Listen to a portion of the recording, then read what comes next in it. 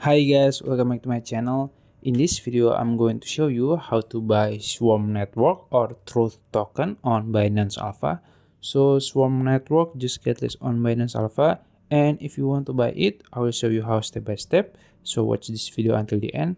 So first, you can open your Binance apps and make sure you have signed in. After that, you can go to your search box here in the top,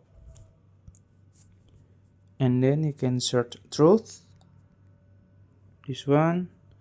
And you will find in Truth on Alpha. You can click it, and as you can see, this is the chart. So from the chart perspective, it's not really bad. If you want to see the details, you can click info here in the top, and you will find 24-hour high and low, and also the volume. The volume it's bad, I think, because it's only 35,000. It's really bad.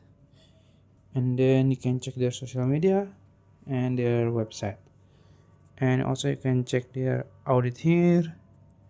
And if you want to buy it, you can just click right here in the bottom here, and then you can put the price here. It's up to you, and also the amount here. And if you want to choose instant, you can swap your USDC or other token to Truth token. So yeah, that's it. If you found this video helpful, please like this video and subscribe to my channel. Thank you.